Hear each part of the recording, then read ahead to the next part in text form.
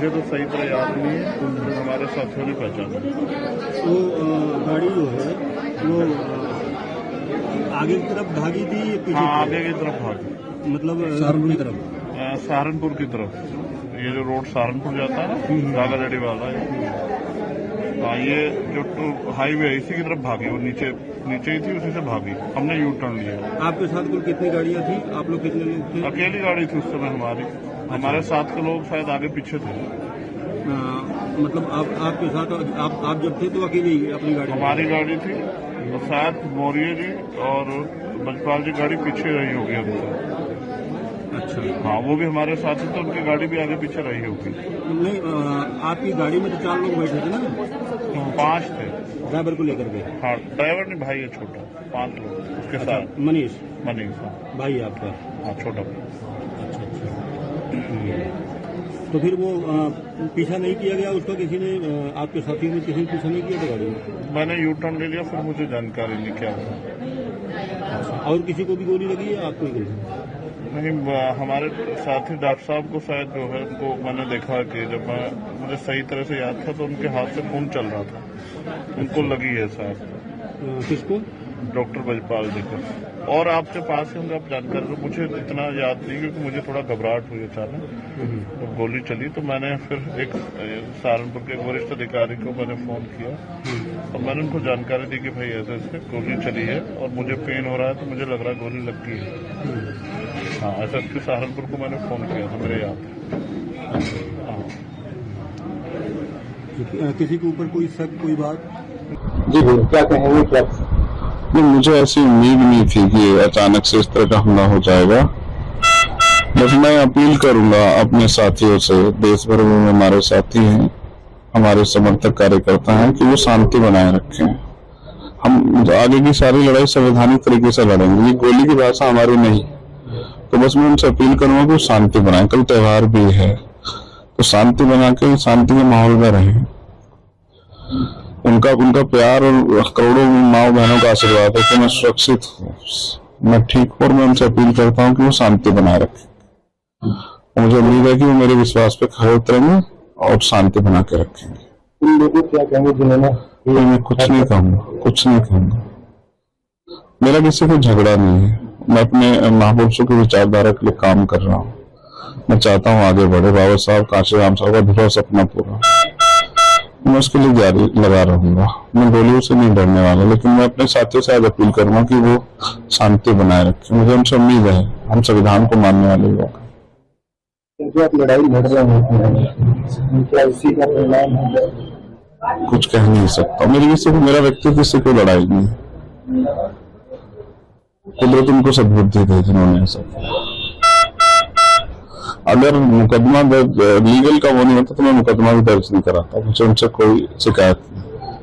काशी मौर्य जी इस वक्त हमारे साथ मौजूद है। जिस समय पूरी वारदात हुई, खुद चंद्रशेखर के साथ ही बैठे थे, आई विटनेस है। काशी जी, हुआ क्या था? पूरा इंसिडेंट कैसे हुआ? हम लोग, एक हमारे मित्र थे अजय एडवोकेट, उनकी माताजी का देहांत हो गया था 2-3 दिन पहले, तो उनके यहाँ तीजे का प्रोग्राम था, वहाँ पे गए हुए थे सब लोग। तो जैसे ही हम लोग वहाँ से निकले तो वहीं देवबंद कोर्ट परिसर हमने क्रॉस कर लिया था।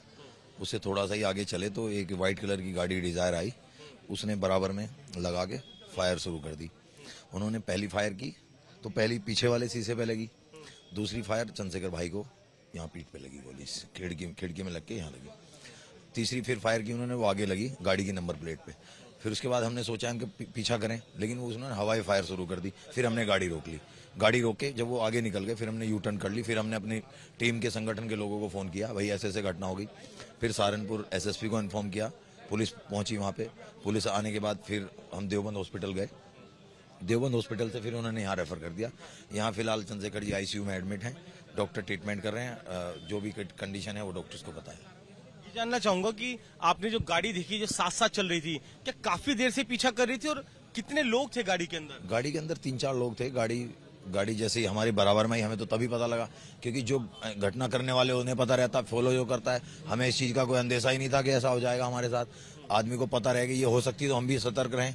जब हमें पता ही नहीं है कुछ, जैसी गाड़ी बराबर में आई उसने फायर करी, पहली गोली शीशे पे लगी, बहुत दही से ब्लास्ट हुआ, हमें लगा कोई पत्थर लगा, फिर हमने देखा दूसरी गोली, फिर भाई साहब ने कहा गोली लग गई, फिर उसके बाद तीसरी गोली गाड़ी के ऊपर, फिर हवाई फायर है, फिर हम लोग डर गए। फिर आप कहाँ बैठे थे और चंद्रशेखर भाई कहाँ बैठे हुए थे? आगे चंद्रशेखर जी के बिल्कुल पीछे वाली सीट पे था, जिस शीशे पे गोली लगी मैं वहीं बैठा हुआ था। चंद्रशेखर जी आगे ड्राइविंग के साथ वाली? हाँ शायद जी, और मैं पीछे बैठा हुआ था, बीच में सुखविंदर था, मनीष गाड़ी ड्राइव कर रहा था, और ब्रिजपाल जगरोली जी डॉक्टर साहब वो भी साथ में थे। रास्ते में आपकी बात हुई होगी, कुछ बताया चंद्रशेखर ने कि किसी को पहचान पा रहे हो या फिर किसी से कोई धमकी वगैरह? भाई साहब ने ये कहा कि मुझे गोली लग गई, नहीं ऐसी कोई बात नहीं हुई, गोली लग गई बस उन्होंने बताया। हमने कहा हॉस्पिटल चलें, फिर उन्होंने कहा सब लोगों को फोन करो, हमने सब लोगों को फोन किया, सब लोग इकट्ठे हुए सेफ जगह पहुंचे, फिर हमने पुलिस को हमने गाड़ी चलते चलते इन्फॉर्म कर दिया था कप्तान साहब को। फिर हमारी गाड़ी के पीछे सचिन खुराना थे, ये इनकी गाड़ी पीछे थी डिजायर, इनकी गाड़ी ही क्रॉस करके उन्होंने गाड़ी लगा के बराबर में गोली चलानी शुरू कर।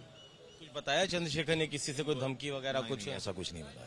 तो ये मौर्य जी जो कि साथ मौजूद थे, चंद्रशेखर के पीछे वाली सीट पर बैठे थे, और जिन्होंने बताया कि 3 से 4 बदमाश थे, 3 से 4 राउंड फायरिंग करी, हवाई फायरिंग भी करी, और उसके बाद मौके से फरार हो गए। उनके आप मिलने के लिए आए हैं चंद्रशेखर से, क्या कहेंगे किस तरीके से जो उनके ऊपर हमला? देखिए, उनका हालचाल जानने के लिए आए हैं, उनका हालचाल जानने के लिए आए हैं कि भाई कैसे हैं, क्योंकि हमला हुआ वो निंदनीय है। और मैं पुलिस प्रशासन से भी और सरकार से भी यही अपील करूंगा कि जिन्होंने हमला किया उनको जल्दी से जल्दी गिरफ्तार किया जाए, उनके ऊपर कार्रवाई की जाए। साक्षी भी आएंगी, उन्होंने भी एक ट्वीट? हाँ जी, अभी आ रही है साक्षी।